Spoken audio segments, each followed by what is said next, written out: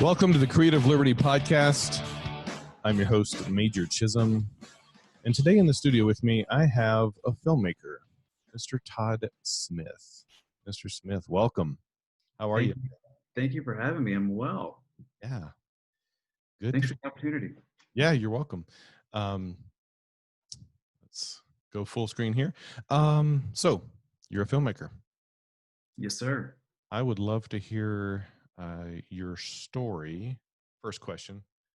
Todd and I were talking before this. I have a whole list of questions here for him.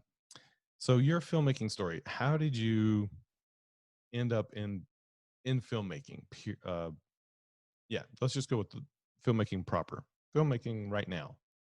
Okay. Well, my dream of being Jimmy Buffett's sound guy didn't work out. So I kind of shifted, and back at I guess maybe the beginning of the century, if you will, started working in TV in Nashville. And from there, parlayed that into a few years of working live events and live production, behind the camera, calling the shots on a few shows. And once we landed here in Denver, not a whole lot of live events other than, what's passing through. There are no tours based here. So I ended up enrolling in school, University of Colorado Denver, in their filmmaking program. I wanted to take my background that I had in live events and corporate and television and parlay that into something that I perceived as more. Being on the road has a finite lifespan, if you will, and I wanted to pursue something that I could basically finish out the rest of my working years with. And so I wanted to learn new skills. I wanted to meet new people and basically finish out my career in something that I felt would be a little bit more fulfilling and that I could express my creativity with as well. Okay. And find the most expensive way to network. So that's why I enrolled in college. Exactly. Yeah. And for our listeners, Todd and I actually met at he reminded me of a 48-hour film festival, right? Yeah. Our friend Joel Wilson. Joel T. Joel T. He has the tattoo that says smile. Yeah. Smile. Yeah, because he's the camera operator, so it's at smile. Yep, exactly right. All right. So from Nashville to Denver to film school. Let's dive into some of like who your influencers are, like who over the years has influenced you in your. Now, correct me. You're a director, a writer, producer.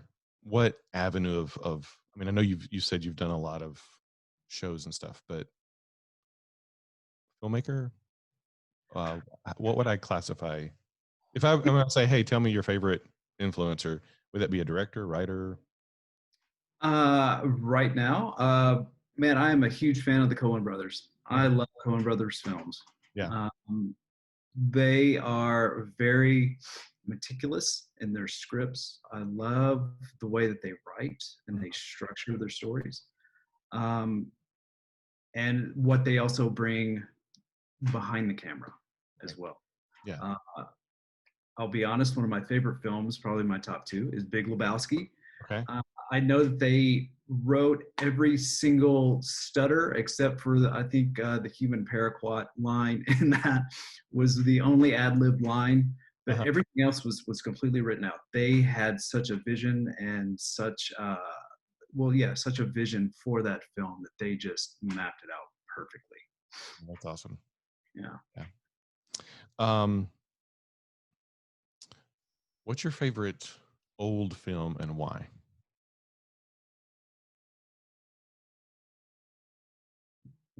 We've frozen. Yeah, we froze for a second. Major. I'm here. Can you see me or hear me? I can. Oh, I Oh, lost you there. you're back now. Okay. So when this happens, I've made a time note. I'll just go in and is and I'll edit this part out. Okay. Are you good? I'm moving. Yes. Yes. Frozen. Okay. So 5:40. What's your favorite old film? And I don't know if there was anything after that. Yeah. Just here we'll just start it over. So what's your favorite old film and why? Um, that is an excellent question. I've been really diving deep into the Criterion channel recently uh, to basically educate myself on some of these old films. Uh, I think a lot of young directors or screenwriters think, oh man, I have this fabulous idea and it's this whole plot. Well, if you go back to the 30s, Michael Curtiz maybe already came up with something like that, or yeah. Um, and it has been redone 3 times already. So it's not Right. an original idea. Yep. Um, man, oh gosh, I wish I would have prepped for this question. There is honestly right now Andy Griffith's first film. Okay, came out in '57, Okay. and I think William Wilder was maybe the director for that. Gosh, thank God you can edit this. I'm Yeah, okay with silence. okay with silence. Because I just wrote a piece for my graduation school um, materials on this film. Uh, Dang it, Major. We'll just go with an old standby then. Godfather. Okay. We'll just go with that one. That one I think is just a classic in the canon of especially 20th century film because of the richness of the story, because of the characters. Obviously, it was adapted from a book. Hmm. So with books, you can kind of delve into what characters are thinking and feeling, and you can't do that in film for the most part. It's a show don't tell medium. But The Godfather, just those characters are so richly developed, and you get into the family dynamics of Mm. that. And those stories really resonate with me, where you can really get into the characters. Was it A Face in the Crowd? Okay. Yes. Thank you. Facing the crowd. Um, that really, I think, resonates right now. It is still timely. It came out in '57, I believe. Yep. You're right. Um, and just the cult of personality that is structured around Lonesome, Uh-huh. Andy Griffith's character. Uh-huh. His ego supersedes his talents, Ah, nice. and I think it's just very timely right now. Okay. So he parlays this. Well, he's a kind of a drunken troubadour Uh-huh. discovered and gets some minor celebrity, and that celebrity takes off, and then he wants to parlay that celebrity into politics. Ah, So very timely. very, I'm glad I looked that up. I am too, because it was escaping me. I kind of felt like I was on the spot and froze for a minute. It's okay. It's okay. I don't mind yeah, like I said, I don't mind silence and I don't mind us just figuring stuff out. Um, so along those lines, favorite old film and why? Favorite new film and why? Oh gosh, New as in, this decade. yeah, sure, man. I watched Knives Out recently, Yeah. and I love films that it's a dark comedy. Hmm.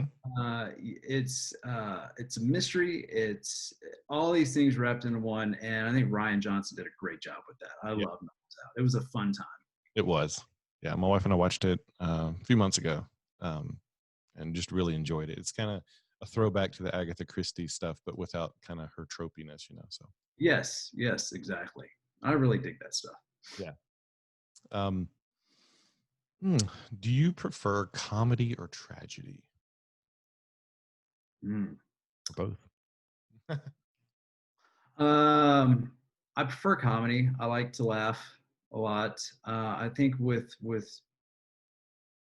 tragedy, going back to what I was saying about, really getting into the inner psyche of a character. You don't normally get that with comedy, so sometimes you do. But tragedy, man, I think you really have to be prepared for that. Whereas with comedy is pretty spur of the moment, and anyone can smile. I see you smiling right now. Yeah. So that is an easy thing to do, to Yeah. really prepare yourself for something that is hard hitting emotionally.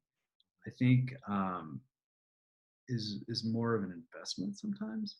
Oh, yeah. Yeah. Well, over the course of the quarantine, my wife and I, we were by our, I think our caseworker for our adoption agency turned us on to the TV show This Is Us. Uh huh.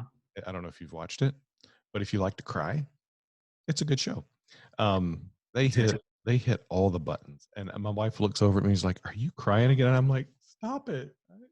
So, um, yeah, it's a great show. But yeah, you have to. And there are nights where she's like, what do you want to watch?" And I'm like, "Not This Is Us. I don't feel like crying tonight." I get it. I get it, man. I watched. I think I stopped right before the Thanksgiving episode of the first season because I was. It takes an emotional toll. Yeah, it does. Yeah, it does. Man. Um, One of the things I teach my students, and feel free to correct me if I'm wrong, but it's just what I see in film, and I tell them because I have them do a comedy, um, and they I tell them if you can nail a comedy, you're on the right track with your timing and your writing and everything else, because it's real easy for a comic who has perfected their craft to move into drama, whereas it's different for a drama actor to move into comedy, because that comedic actor has been working so hard on their craft as far as timing and delivery and things like that. So when they go into drama, it's actually a lot easier for them most of the time. But when you see a drama actor move into comedy, sometimes it can fall flat, or it just doesn't work, and things like that. But um so yeah, I love comedies as well. I absolutely agree with what you're saying because comedy is so subjective. Mhm. And once a comedian has, whether they're stand up or whether they're a comedic actor, they, like you said, have worked so long on that craft and honed their craft that, yeah, you can easily kind of go back and forth because drama or tragedy, what can tug at the heartstrings. Mm. That's pretty much straightforward. Yeah. Someone losing a dear pet, yes, you're going to cry, Marley and Me, for Pete's sake, right? But comedy is so subjective, and you take someone like Steve Carell, modern day right now. He has parlayed his career as a comedic writer into some really fascinating drama. Mhm. Foxcatcher was a great one. Yeah. There's one coming out with Jon Stewart. That's drama. Bill Murray did that. I remember that The Razor's Edge, I think, was the first drama film that he did. So coming from Saturday Night Live and Caddyshack and all the comedic turns, I remember there was a big to do about him. Can he pull this off? But you see that all the time with comedic actors being able to navigate those waters. But it is harder for an actor that has focused their career on being more of a dramatist, if you will, and trying to get into the comedic part because that's hard, Yeah. Yeah, I agree. and it's hard to watch them stumble. Yeah. As a filmmaker, what are some of your favorite camera angles? Like wide angle, close up? Obviously, we use them all, but do you have a set of tools? I love one takes. Ooh, me too.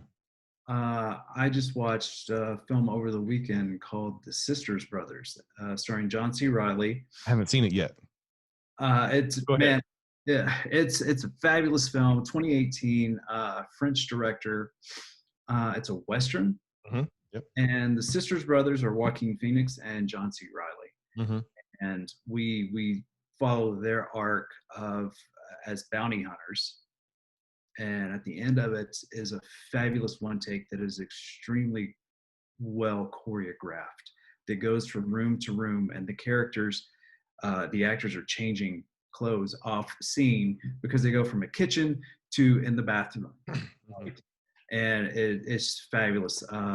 Kidding, the Jim Carrey series on Showtime did a fabulous one take with a whole lot of choreography involved in that. I love those because they just keep you moving throughout Mhm. the universe, if you will, Right. that they created. Yeah. I show that to my students, that whole uh the Jim Carrey one, kidding. Yeah, And because you can find the video, the YouTube video of the take and everything that's going on behind the scenes to make that take happen. yeah. And I have my students do a one take, and I some of them pull it off really well. So great. That's have great you that you're introducing them to that. have you uh have you filmed one takes?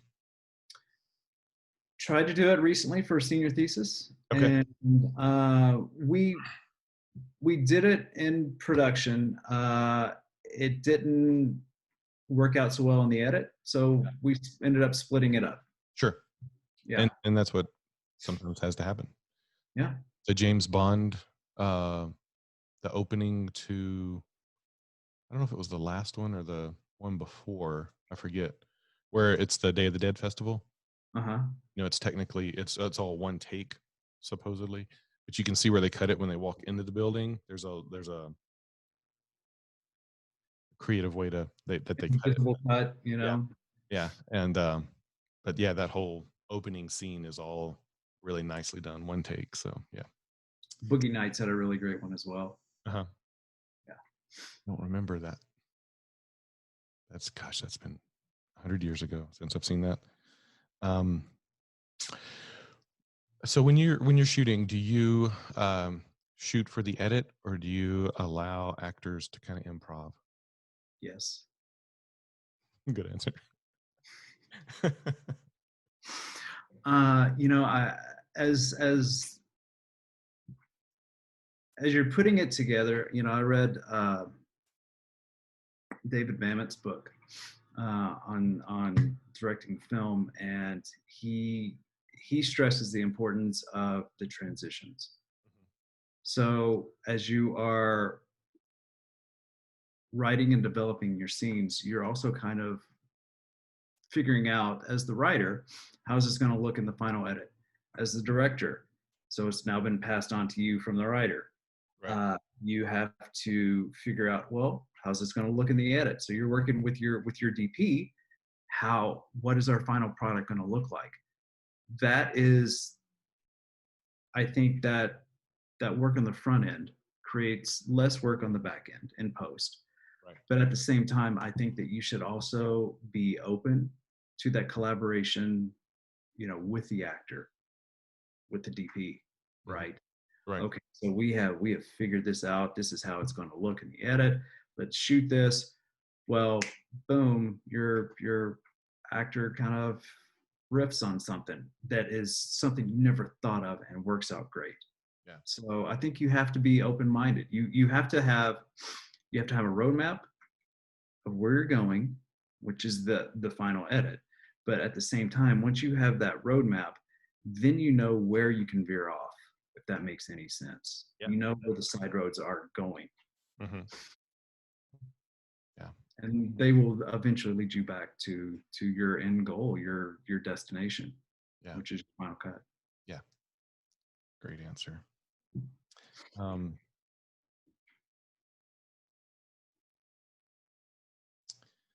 what's the most rewarding thing about filmmaking?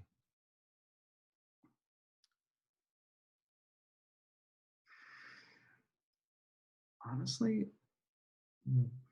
honestly, it's the people. To me, it's the relationships that you build Hmm. with your collaborators, whether those collaborators are your DP or your writer or the PA that just you met 2 days ago. It's the relationships that you can build and the ideas that you can get from those relationships that I think if you build upon those, it just enriches your life, which can enrich your creativity as well. Yeah, it's a great community of people. It is. Yeah. And there's so many different viewpoints and ideas that you can glean from. For example, there's when you're in production, you can have 200 people on set or more, right? All the different pieces and parts that go into making a film.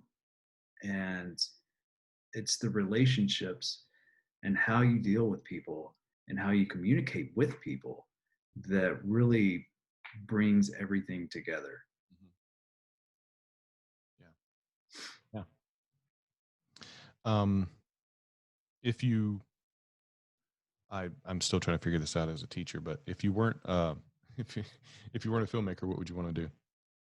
Chef. Really? Yeah. Yeah. A bit of a foodie in you? Yeah, absolutely, man. I love to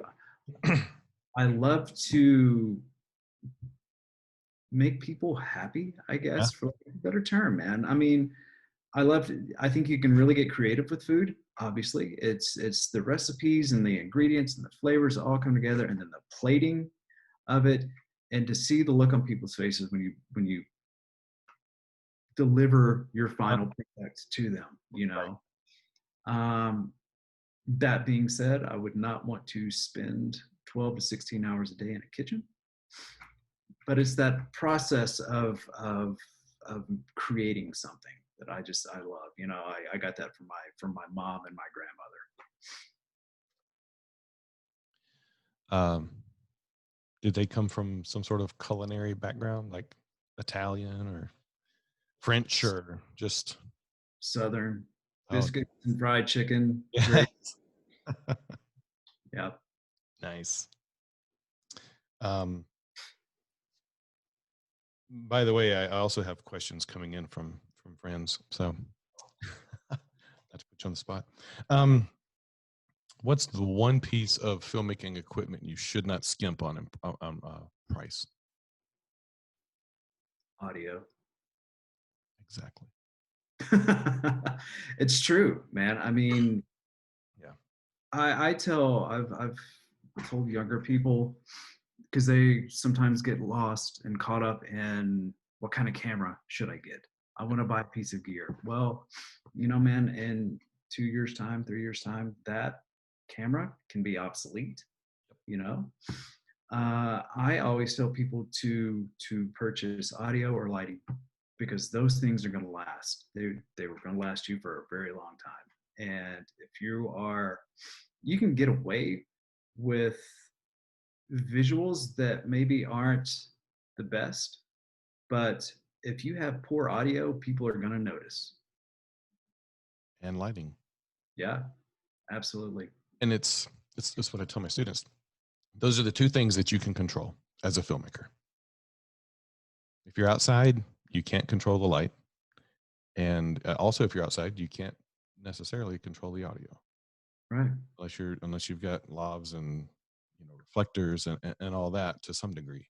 But if a cloud rolls in or the rain comes or the airplane or the truck goes by, yeah, yeah, Yeah. okay.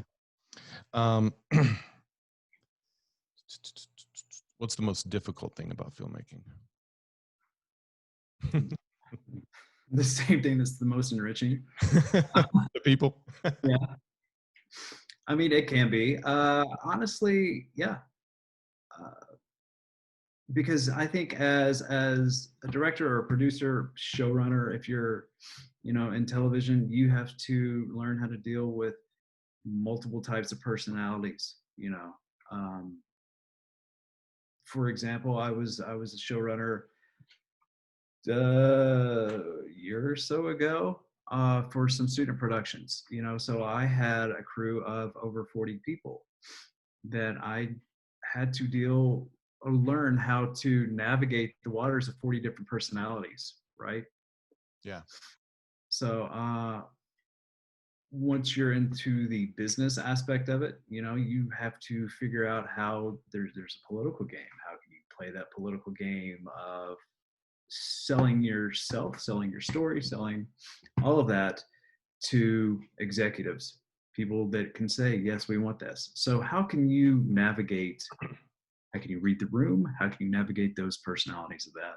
So I think filmmaking is yes, it's a creative business, but it's also a people business.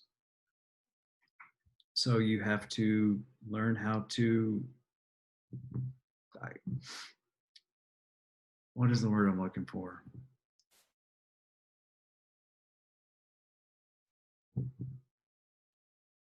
It's people business. So you want to make sure that you don't break the first rule of filmmaking, which, can I cuss on this? Sure. The first rule is don't be an asshole. Mm. So as long as you abide by that, I think you should be okay. Yeah. But if you don't, then you're not going to work for very long, I don't think. Mm. Yeah. Yeah. Treat people with kindness. Exactly. You could be an extremely talented cinematographer, but if if you're someone that people don't want to work with, you're not going to last very long.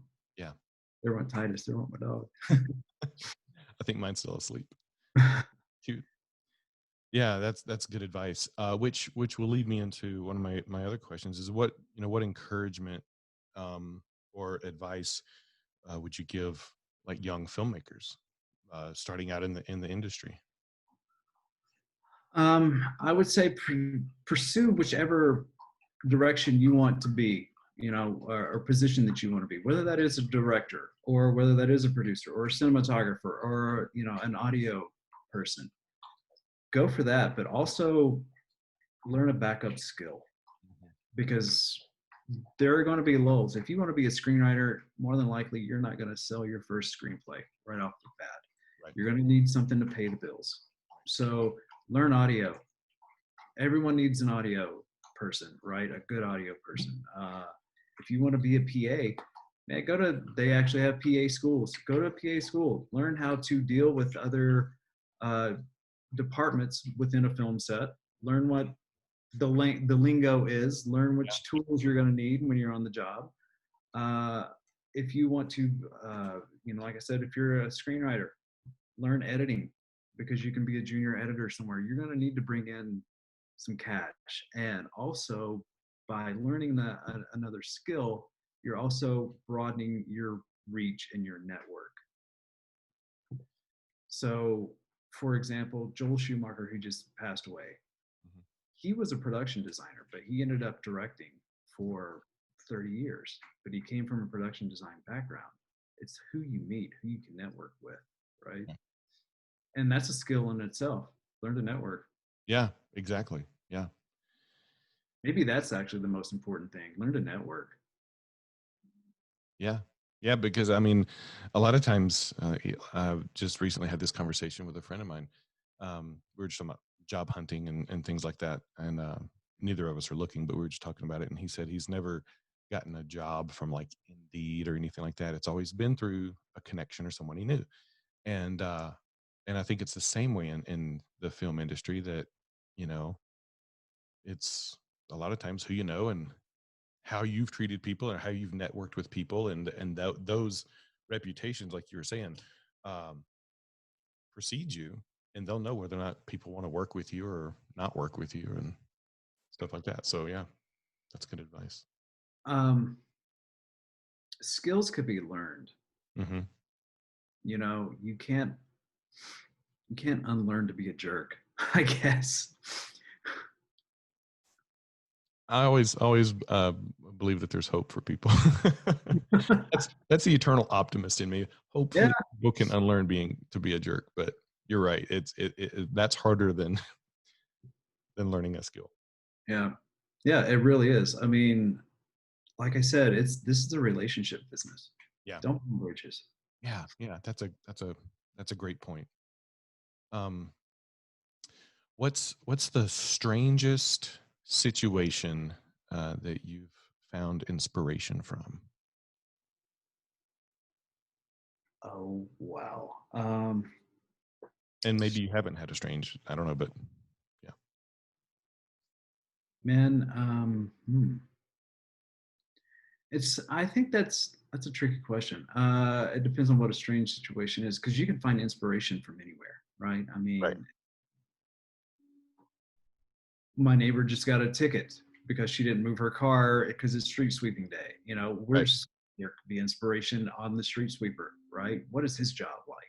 Right. I want to follow him around. Um, uh, Inspiration can come from the just most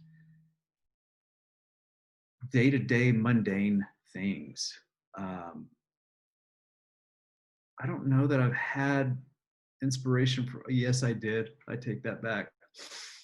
Uh, I had a roommate one time who got arrested, Okay. and it was in the middle of a party, and so the cops came, broke up the party, and he is the only one that is being mouthy with the cops. So he is the one that got arrested, Hmm. and he just, my God, if I could just. Oh, Gatchel. So this guy was a Cleveland Browns fan. He's always been an underdog, and he was mouthy with the cops, and they won. But he got his first visit into the Glendale, Colorado jail. Hmm. His first of, I think, three. But yeah, it was the middle of a party, man. It got broken up, and my buddy just got mouthy and got arrested. And I know that's a horrible story, but just the words that he was saying, I don't want to repeat on your podcast. That's fine.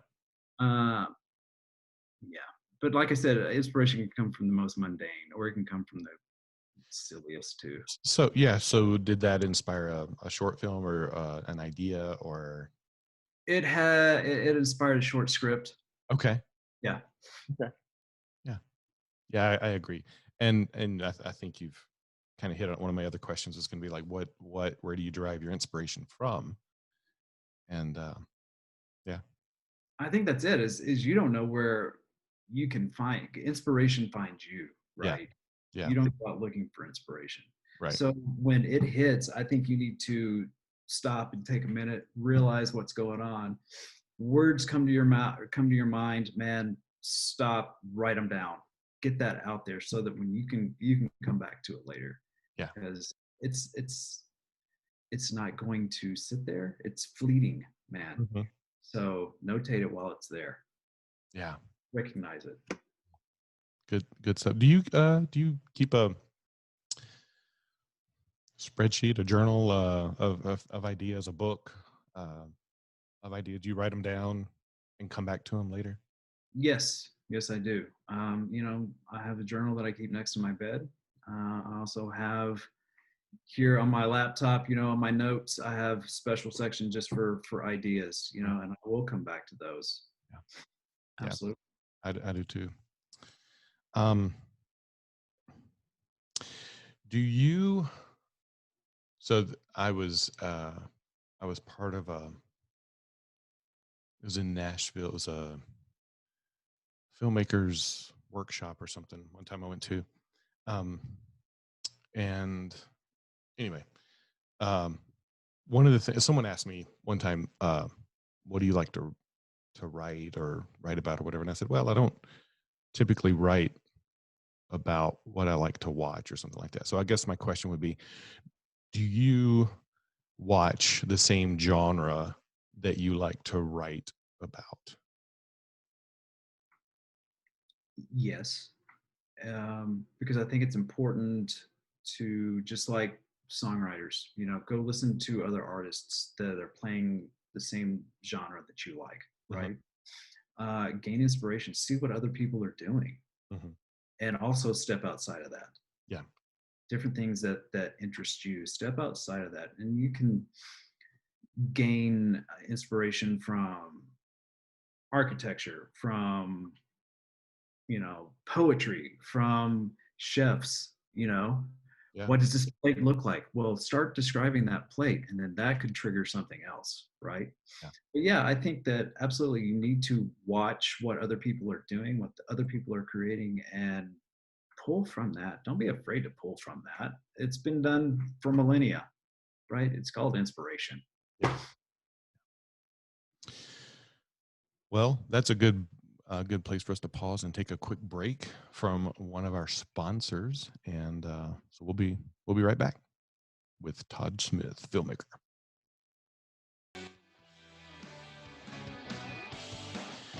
Welcome back to the Creative Liberty Podcast. I'm here with Mr. Todd Smith, filmmaker. Welcome back. And we're just talking about education.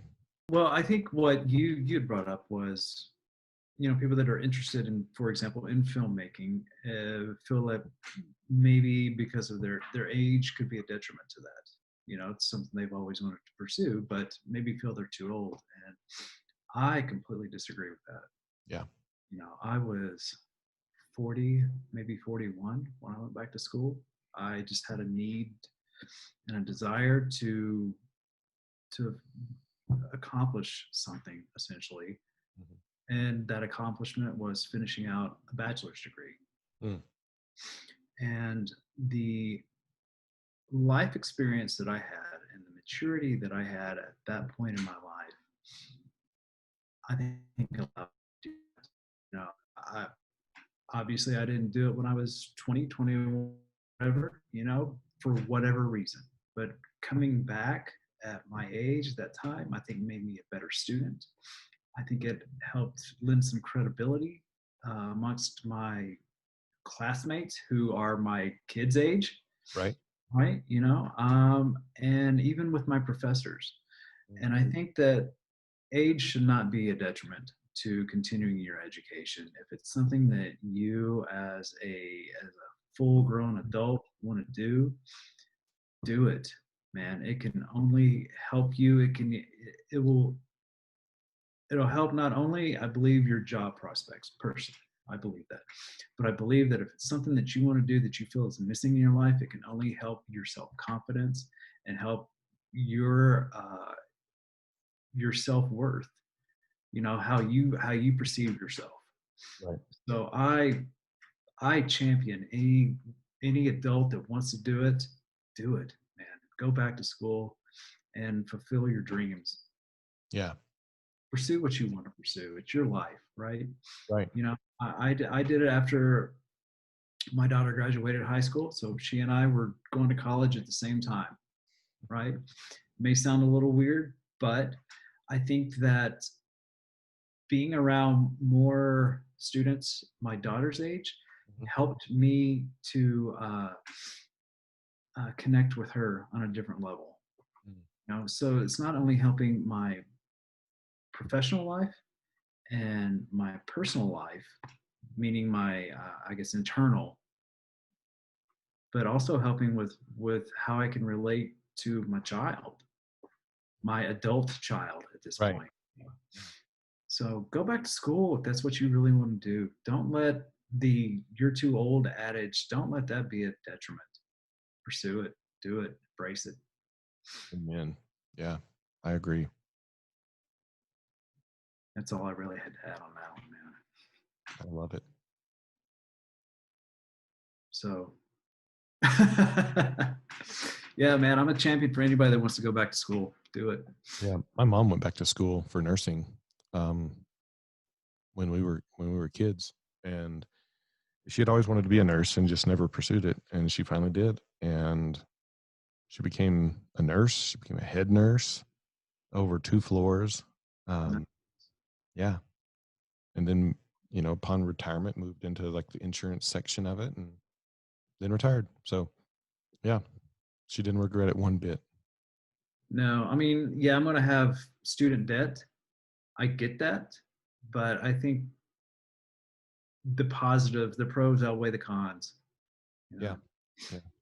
Absolutely. I think I can now approach life with so much more confidence. I felt that lack of a degree was really holding me back, and I was not pursuing my passions the way that I wanted to. So I was kind of taking jobs that just paid the bills, maybe. And I eventually got tired of that and just wanted to make the most of the rest of my life. Mm, yeah, that's awesome. Yeah, I encourage my students to take a year off after high school. I think time away from all that perspective, maturity, really helps. And so, and like you said, coming back into it later, whether it's at 41 or even at 23 or 25, once they've been out in the world working, um, it does bring a bit more maturity to the professors that you're serious about this. Like, I'm not in the class as a typical college student. You're really wanting to learn. And so, I'm not here to appease my parents. exactly. I have a goal in mind and I'm going to dedicate myself to it. Yeah. I don't think that I would have had that dedication, younger me would not have had that dedication. Right.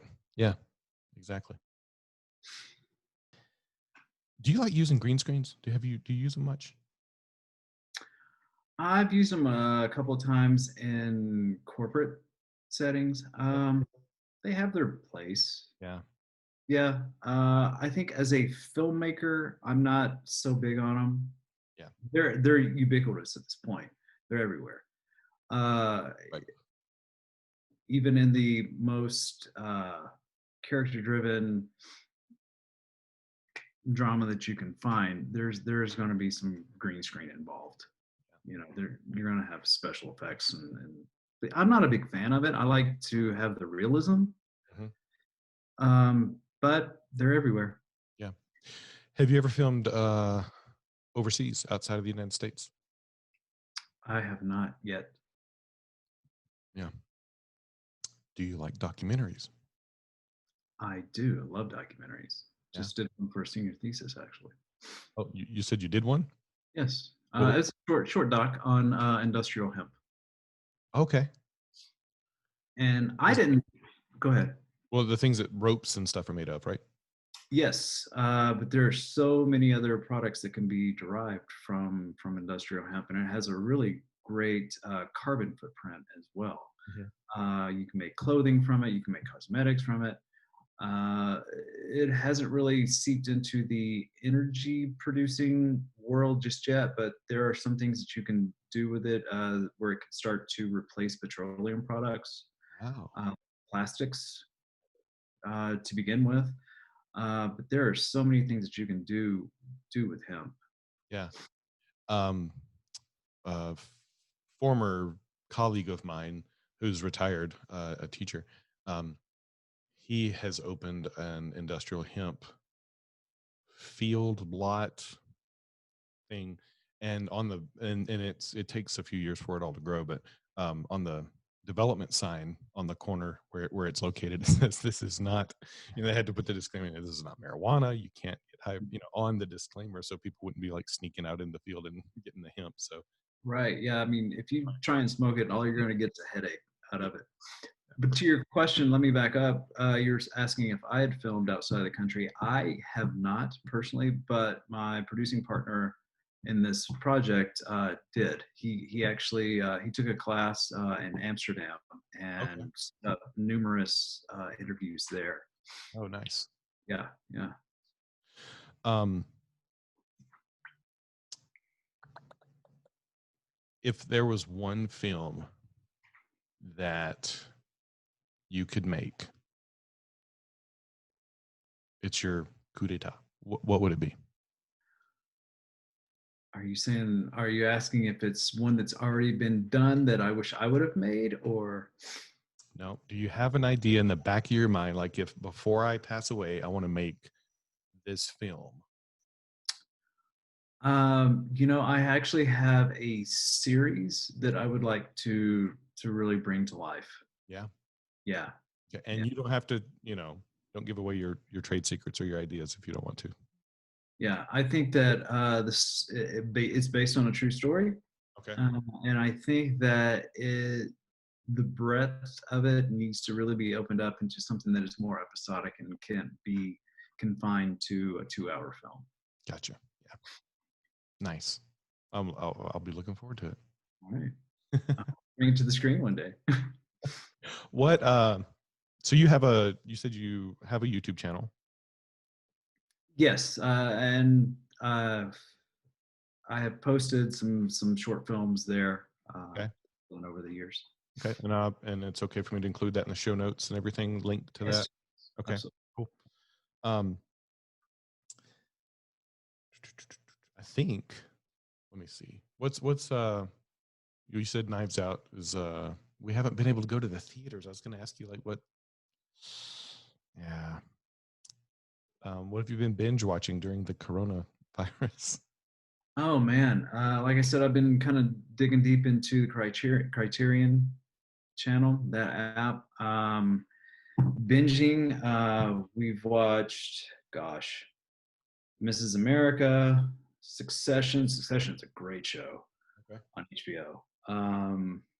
Man, I've watched so many shows now that I they kind of get all lost and jumbled up in there. I just started watching Legion yesterday for the first time. I've heard Uh, good things. yeah, it's interesting so far. I'm excited to kind of dig a little bit deeper into it. Mhm. When you sit down to write, uh, is there a process like the house has to be quiet? Do you go away? Do you go to a coffee shop? What does that look like? Yes, all of that. Yeah, I prefer to be in a quiet environment. Uh, and when I start to write, yes, I may jot down some ideas, but then I'll start to kind of outline a little bit. And I've had people ask me before about they'll start a script, just boom, here are some characters and here's some dialogue on a page. Mhm. Where do you think this should go? And I can never answer that question for them. Like I said, I like to outline first. Right. And that goes back to creating basically an itinerary, if you will. It's just like a travel itinerary or a roadmap where I know where I want to go with this, but that leaves me room to break off and go somewhere different. I don't like the direction this is going, but Mhm. I know where I want to go. So I like to be in a quiet environment and I will start to outline. I will start to maybe detail the characters first. Here's Nancy, and Nancy now has a background that I'm starting to develop. Nancy had a very troubled childhood. Nancy is married with 3 kids. I can start to really write in Nancy's voice, hopefully, if I know Nancy's background and know more about her. Yeah. Yeah. Did that answer your question? Absolutely. Yeah. I think and it's the same for me. I prefer it to be quiet. Um, whether that's, like with headphones on and listening to music and diving into it, or just kind of silence. But um, when I lived in Nashville, I had a townhome, and I would go to coffee shops. But as you know, in Nashville, coffee shops are just really places to go and meet people and be seen and Mm-hmm.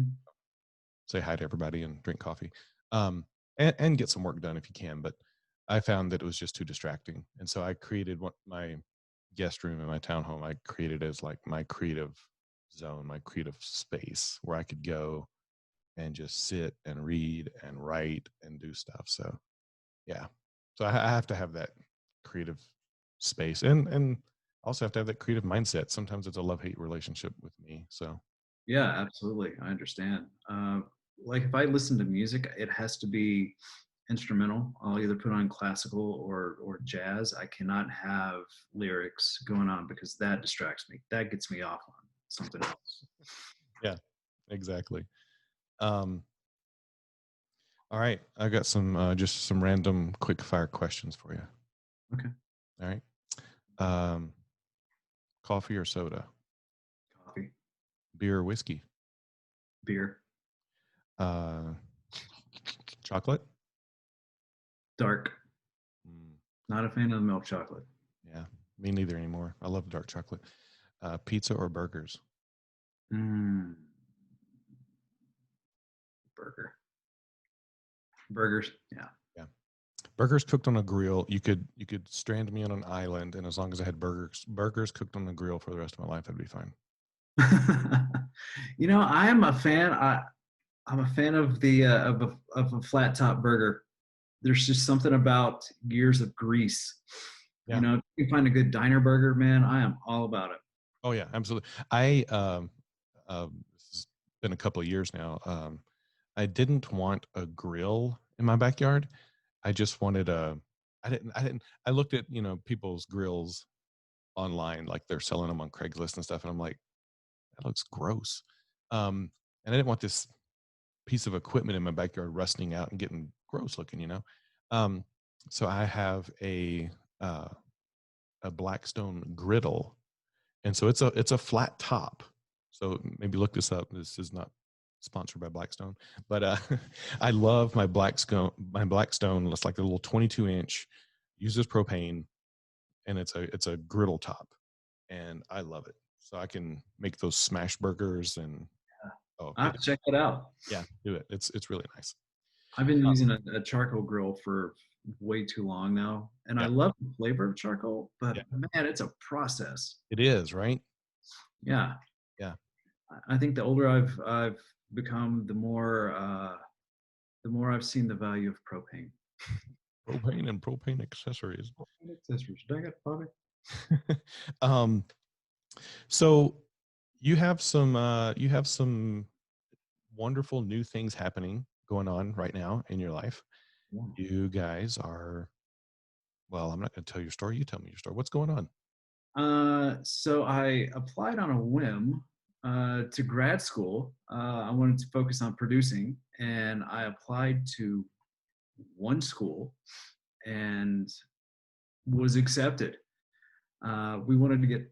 Go ahead. I was just going to say, yay. Yeah, yeah. Thank you. Appreciate it. I have a wanted to get. sound effect for that. That's not it. Nope. Nope. There we go.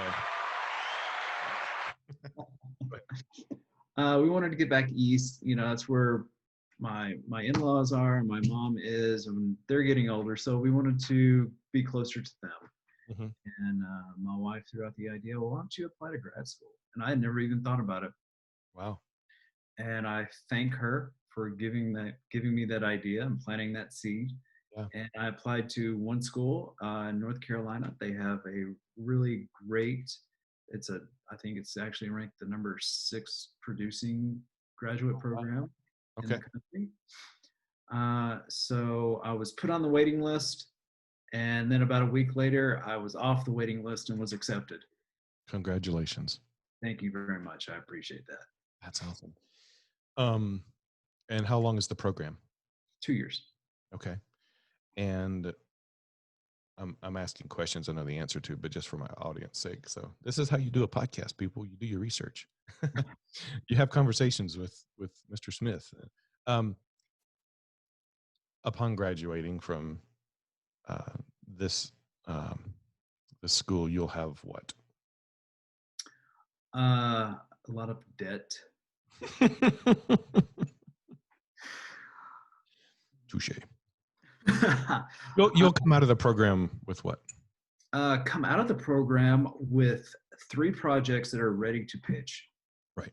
They are fully formed projects that I can walk into a meeting and have them ready to go. Here's my pitch. Here's my pitch deck. Here is the long term that we're looking at this. So hopefully, the project that you asked about earlier, my opus, if you will, hopefully that'll be fully formed and ready to pitch, and I could be a showrunner on that.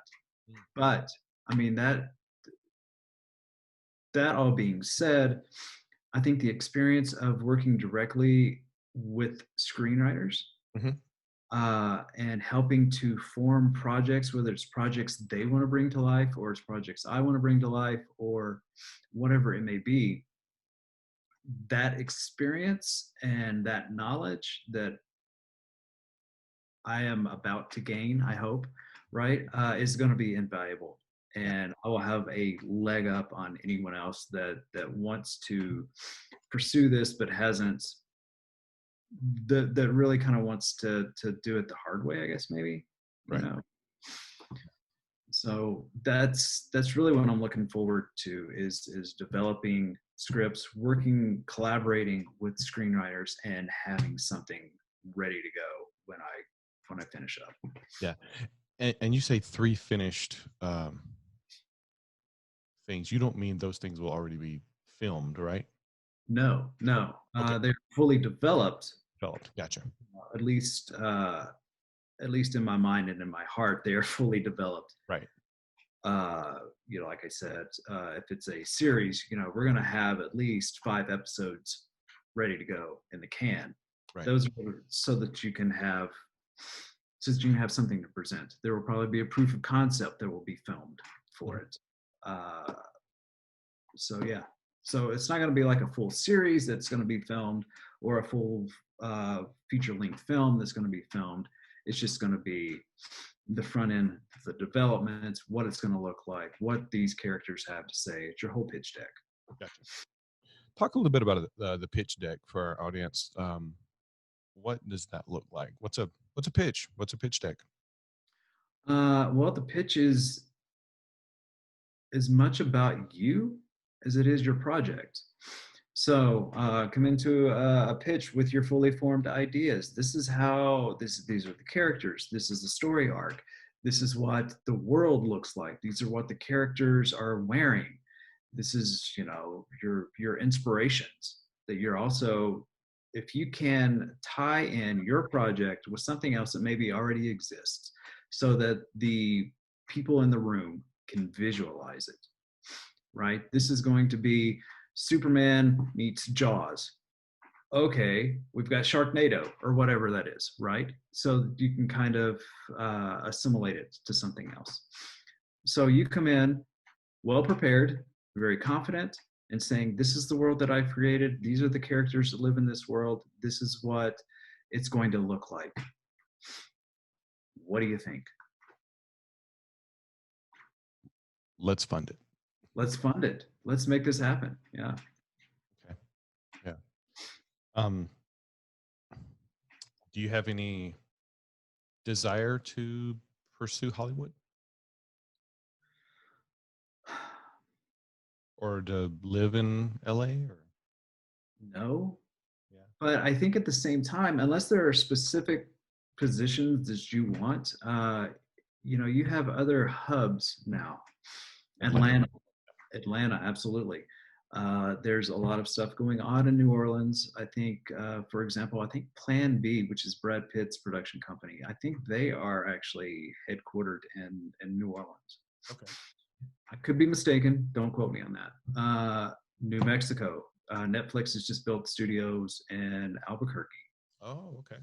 So, depending on exactly, what you as a filmmaker want to do, I don't think you necessarily have to go to LA unless there are specific things that you want to do. Yeah, and I love that that's becoming more the case now, is that you don't have to go to LA. And Canada has some great filmmaking stuff going on up there. Toronto, yeah, absolutely. Where do you see films going now in light of COVID? Great question. Honestly, I think you're going to see a whole lot of animation coming out of this. Really? Yeah, because animation is something that you don't necessarily need to be doing on set. You don't need to have a crew of 200 people in the same room to make it happen. You have your script. Right now you'll have your animation artists that can be doing stuff from home and collaborating that way. I think you're going to see a lot of animation coming out of this. Okay. What do you think the future of filmmaking is, as far as the next 10, 20 years? What do you think we'll see? You're going to see a lot more visual effects taking place. You can create your own environments at this point, where you don't need to go to New Zealand and film something, Right. right? that looks exotic or looks like it's otherworldly. You can create that in a computer. I think you're going to see a whole lot more of that, which to me is great because it's great and it's bad. It's a double-edged sword. Um, there's a whole lot of processing power that is used for that. So one person can, or a team of 5 people working remotely can create these environments. That's Right. awesome. You've really streamlined the process. At the same time, you have taken away the reality of things. You have put people out of jobs. You've taken away a lot of the natural feeling, of what a film brings. Mm. So to me, it's a double-edged sword. Yeah. Let's talk for a minute about deep fakes. I'm sure you've seen these deep fakes where you can take, Tom Cruise's face and put it on Arnold Schwarzenegger's body or whatever. There's part of me that's concerned just for say like, if you wanted to take an actor who's no longer living and bring them back into something. But then there's part, I don't know that I agree with that. I mean, unless their relatives okayed it, but I would love to see a movie where someone took 2 or 3 actors or actresses and did a single film with just 2 or 3 actors and actresses and deep fake their faces to make them different people. So you have the bodies acting and the mouths moving, but it's a completely made up face, not another actor's face, not putting someone to, because now with the deep fakes, they can just make up a face, right? Right. How do you see that playing in filmmaking? Creepily, if that's a word. That is creepy, man. uh I will not poo-poo that idea. I'm sure that people will do that. I mean, you're going to have, right. I mean, we have Tupac holograms on stage, or did before the world shut down. Uh, there is a whole area of study that has actually risen around deepfakes.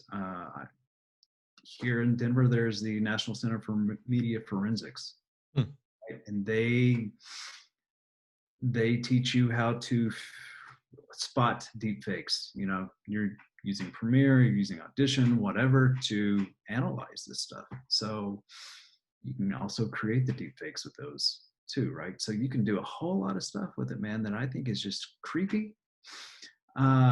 Making a film with it is fine. That's one thing. But when you're starting to manipulate journalism and other things, I think you've really crossed a line.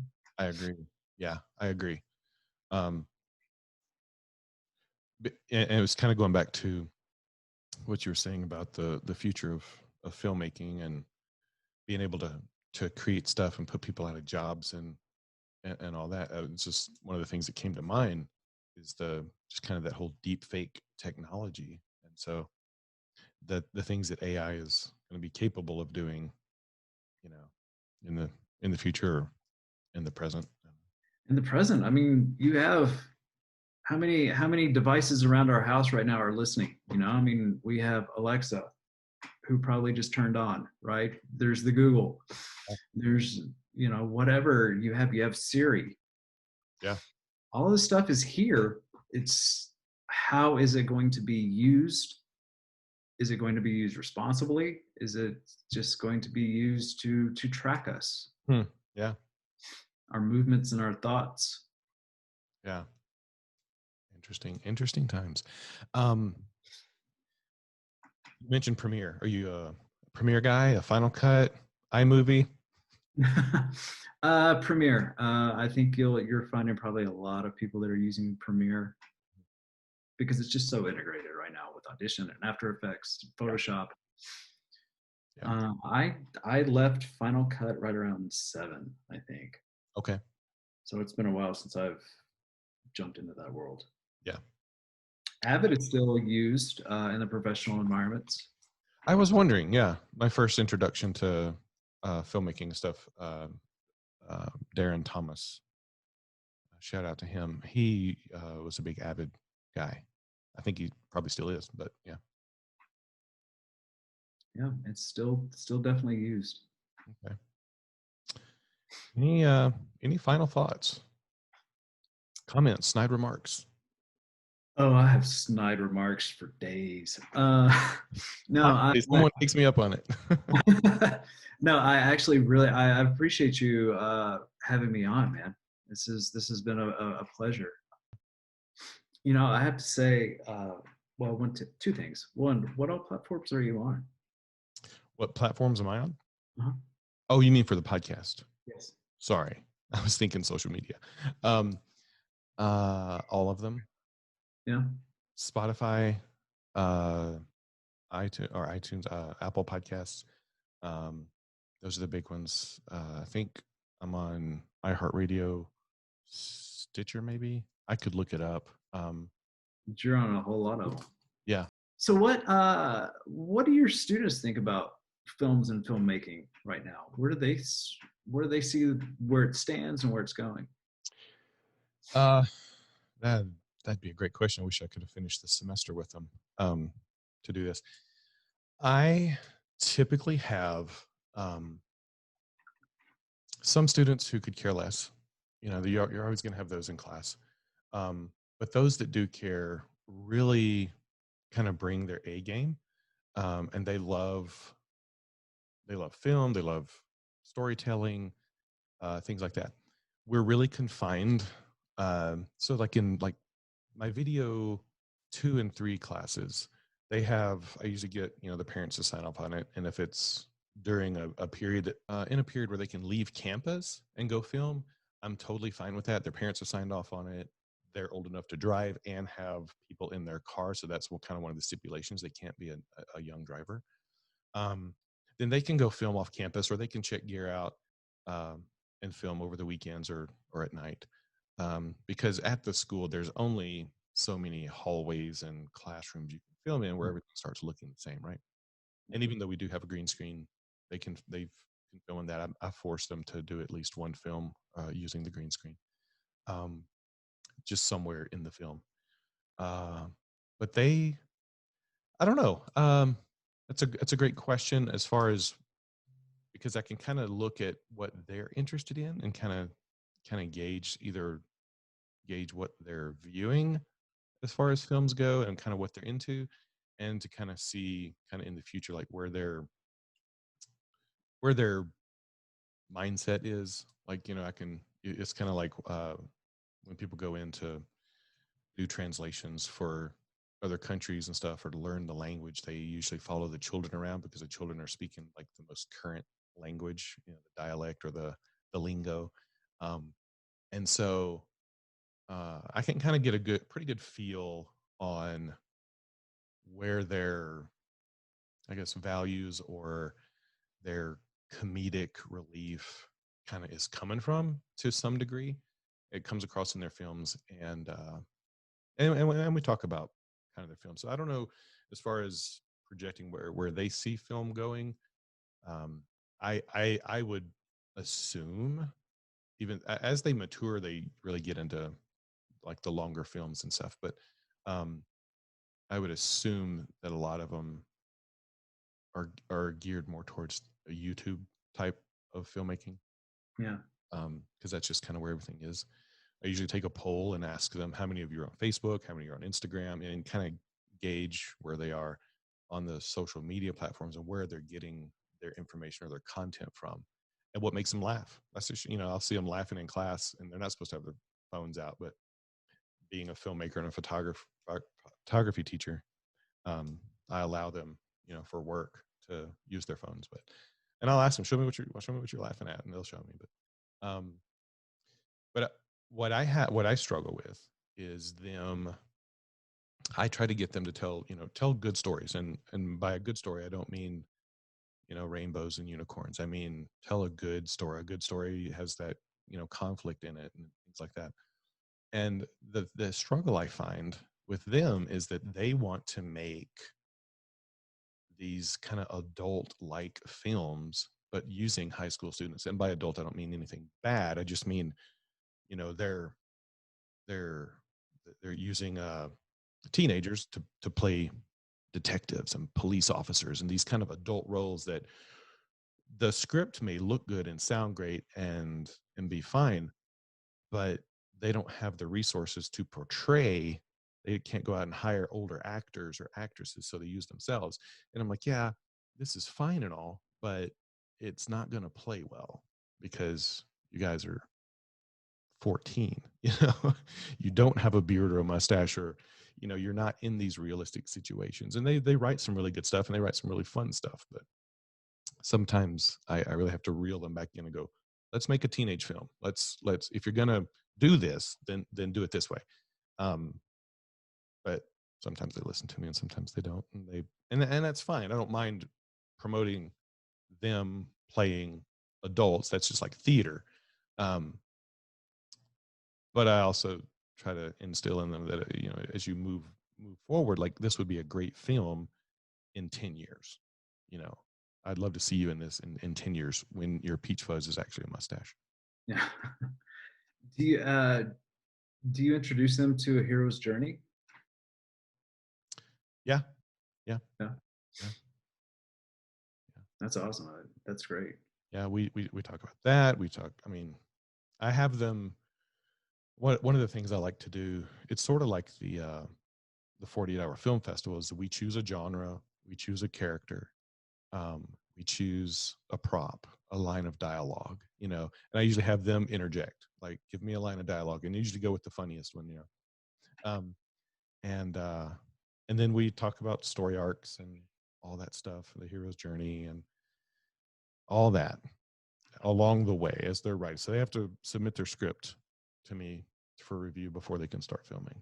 So Cool, yeah, cool. I bet, and you can maybe cut this out. I bet. So you taught in Fort Collins, correct? I've always taught in Loveland for the most Oh, part. Yeah. right. I've had a couple students that I was in school with here at UCD are from Fort Collins and Okay. very talented.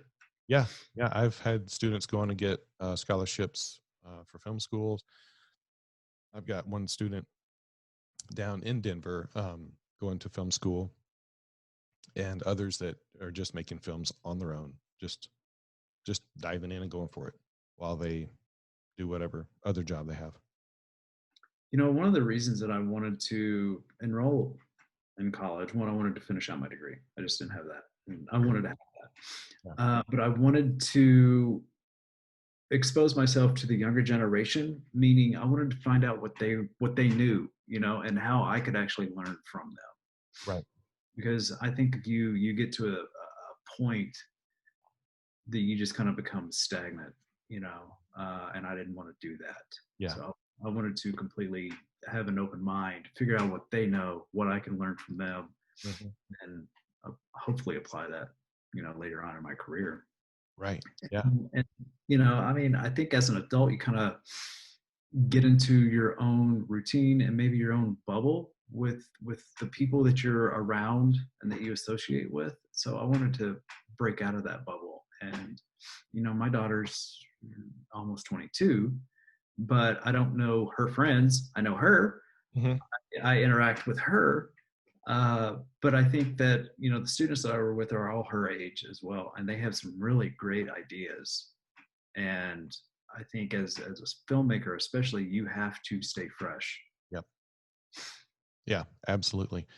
And and I don't first I will probably always teach or do something, but if I weren't teaching, like I don't see myself being 65 and teaching video production and photography and stuff, because one, I mean, I think it'd be kind of cool to be the cool old video teacher, but do I want to try to keep up with everything that's going on in filmmaking at that point?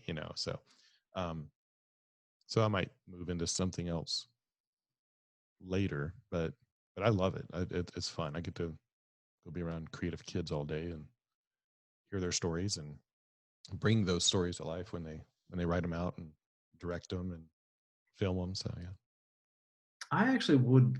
That's something I've thought about recently. Going to grad school, I'll end up with an MFA, Mm, which will give me that flexibility to teach if I wanted to. And I wouldn't mind finishing out my career because I've had a couple of great mentors here at UC Denver Yeah. that, that are older professors. Jim Phelan is one, and he's in his 70s, but he's been teaching for 10 years, and that guy is just a wealth of knowledge. Yeah. Yeah. Yeah. I could move on to the collegiate level. I believe that would be fun. Yeah, that's kind of what I'm looking forward to. I'd like to give, my all for the next 20 or so years in the Yeah. industry, Right. and then finish it out teaching. And I had someone recently, actually, he was the chair of the department. He's like, teaching is a great way to get your films made, because you have to. That's part of your condition of employment, is you have to continue your research. If you're in film, you have to continue making films. You have to do something. Right.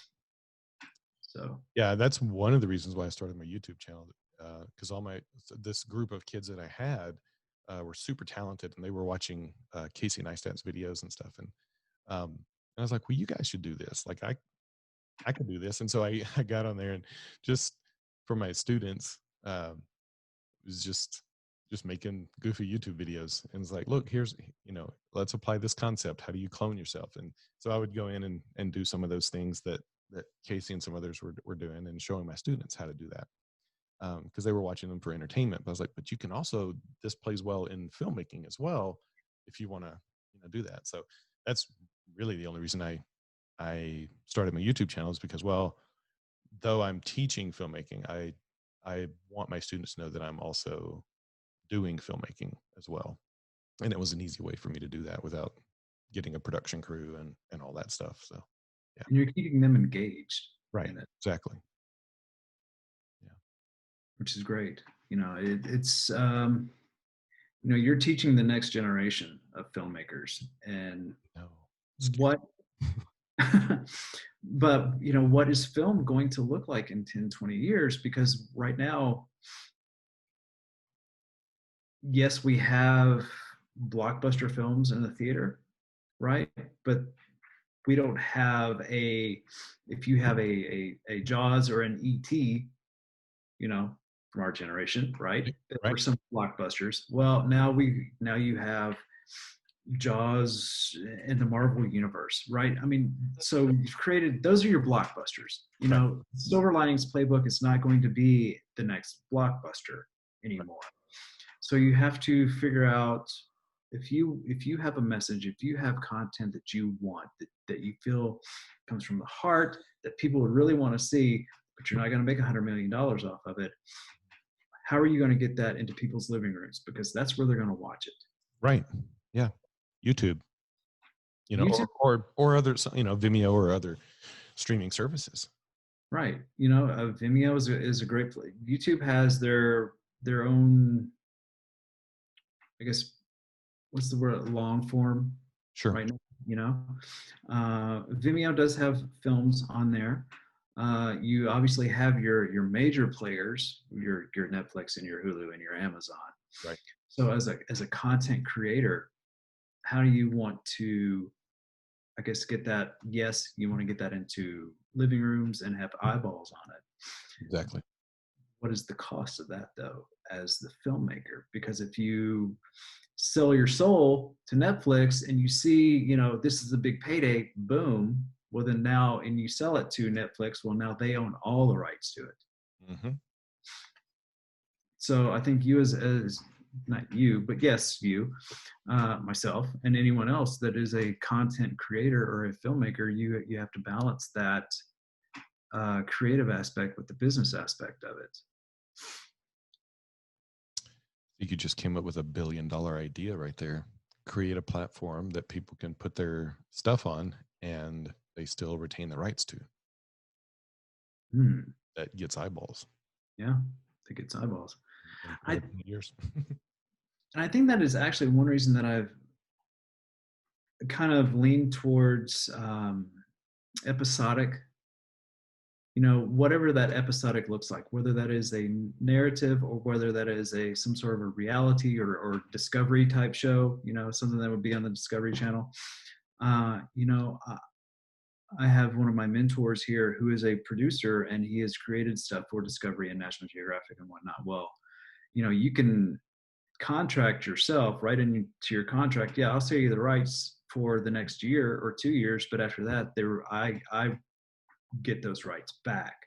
Right. And so you can then take that content and you can either repackage it in a different form, different way, however that may look, and then go off and sell it again and reuse that content. Whereas with a film, that's a one-off essentially, right? You have to learn how to negotiate that contract so that you continue getting your money on the back end, or however that works. But if you sell your rights to Netflix, you've sold your rights to Netflix, and all Yeah. that time and effort and money and blood, sweat, and tears that you have put into that, that's theirs now. You don't get that back. Yeah. That's frustrating, or it can be, or maybe some people don't care. I don't know. But Maybe some people don't care. yeah, as a content creator, I would want that residual, I would want, I'm torn. I'm a painter on the side. Mhm. I love to paint. And so when I sell a painting, I don't care what they do with it afterwards. It would be discouraging if they sent me a video that, hey, yeah, I paid you this for your painting. Thank you very much. And I'm going to torch it. I'll be like, oh man, okay, but you paid me for my time and effort. I don't think that carries over into filmmaking because yeah, I don't know. Well, I mean, think about that. I mean, your painting has been sold to an individual. Hmm. It's up to that True. individual. Whereas you're making a film for the masses. That's where it doesn't carry over. You're right. Yeah. I didn't make a painting and sell a million copies of that painting. It'd be like making one film and having one person see it. You're right. You're right. Thank you for helping me see that. Oh, Yeah, I'm glad we could work through that together. appreciate it. Because yeah, as a content creator, you should get the residuals for that, for that content that you've created, if it's going to be shown on those platforms. It's just what's fair. I think a lot of people go into filmmaking just for the money. And yes, it can be very, very lucrative. Mhm. But I think if that is your driving force, then you're kind of misguided a little bit. Absolutely. Yeah. I think it's your responsibility as an artist, whether it's you as a painter or someone as a photographer or a songwriter. It's your responsibility as an artist to convey a message, whatever that message may be. But I think you should make people think. I agree. And it's hard maybe to get that point across if you're watching Jackass, but there is something to be said for that, because I don't want my kid doing that stuff. Okay, so that just made me think, right? Right. Right. Mhm. So the message is, don't do this. Mhm. Yep. And show your kids the aftermath of what happened to most of those guys. Yeah, exactly. Um, yeah. This has been fun. Yeah, man, I feel honestly like a little bit more relaxed now that the actual questions have subsided and gone to the wayside. Just opening up just the conversation, I think, is just more relaxing. Oh, absolutely. Um, and obviously your wife is totally in support of you guys, your filmmaking endeavors and all that. Man, my wife is phenomenal. Yeah. I owe so much to her. I mean, she was very supportive of me going back to school. At I guess an advanced age, maybe at an age of more experience. There you go. Yeah. She has been extremely supportive, and I can't be more thankful. I am so blessed. I sit here, she works from home a lot now at this point, Sure. uh, but to watch her and her dedication and how she conducts herself with integrity in meetings, and the respect that she has earned from her peers, man, I'm just in complete total awe of my wife. Yeah. Me too. I mean, not your wife, but my wife. Yeah. I definitely married up. So, So did I. yeah. Good for us. Um, so as we wrap up, I'll include your YouTube channel down below. And if people want to contact you, a good email address, maybe. Yeah, I'll send you all that, or maybe reach out on the Facebooks, the face Messenger. to face, yeah, whatever it's called. Yeah. Yeah, you asked me what my preferred working location is. Mhm. Man, I have, and I don't know if it's because of where we are with the world kind of Sure. asleep and maybe trying to come out of slumber, but I find myself writing a lot in bed. Yeah. I mean, it could even be noon. I Yeah. call it the horizontal office at this point. I like that.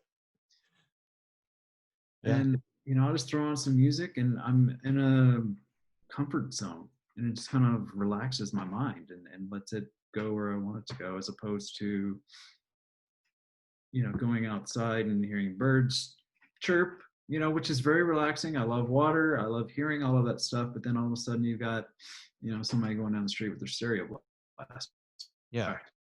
Yeah. If I want to be outside, I want to definitely hear those things. And there's times for that, just, I just want to be outside and listen to the birds chirp and the guy drive by with his stereo blazing. But yeah, if I'm going to be creative or to try to get into that creative mindset, yeah, there's definitely different places. Yeah. Although I don't know that I could do the bed, I would probably end up falling asleep. I come from a long line of nappers, so Really? I've always told my daughter we come from a long line of guilt farmers. love it. So when do you guys head to North Carolina? I will be hopefully settling in around the 1st of August. Okay. The semester starts the 17th. Okay. Julie, my wife, is going to be staying here for the rest of the year to finish out what she's doing at work. Mhm. And then in January, we'll be packing up and Gotcha. moving to NC. Nice. Um, yeah, that's exciting. I'm excited for you. Thanks, man. It's a new chapter, right? I'll have to have you on in a couple of years. Yeah, You wrap up would and love to. yeah, kind of tell that journey of your story. Maybe pitch you one of my 3 finished products, right? Yeah, yeah. I would love to hear the episodic thing you have planned. You know what? I have maybe a proof of concept on my YouTube channel. So Okay. yeah, Okay. Definitely check that out. yeah. Well, if you have no more snide remarks, I don't even think I had a Snyder mark in you there. didn't. You did not. Good Um, debate. yeah, this has been fun. And you've answered all my questions. I've checked them off on my notes here and the ones that were sent to me by some friends. And yeah, thank you. This has been Thank you. I fantastic. appreciate the opportunity. This has been great. Yeah, and I hope our listeners, our future filmmakers out there, dial into this and really take your words of wisdom and use them. So yeah, Thanks, man. I hope I had something to pass along. absolutely, absolutely. All right. Well, ladies and gentlemen, this has been Mr. Todd Smith, filmmaker, moving on to become producer extraordinaire. Yeah, I like that. Someday, next 20 years. Listen for his name. I'll actually include his YouTube channel in the show notes. But yeah, thanks again, Todd. This has been fantastic. Thank you, man. I appreciate it.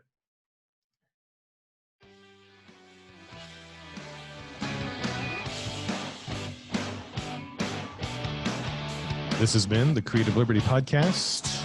I'm your host, Major Chisholm. Today we interviewed filmmaker Todd Smith.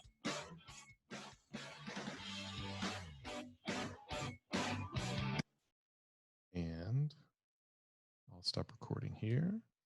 This was fun. It's fantastic. And let me stop recording on Zoom, unless there's some like fantastic stuff you want to say that I can put in for like bonus credit or something. I don't know. I don't think so. You said you were going to ask me something off air. So this won't be part of the podcast. Oh, yeah, yeah, yeah, yeah, yeah. Just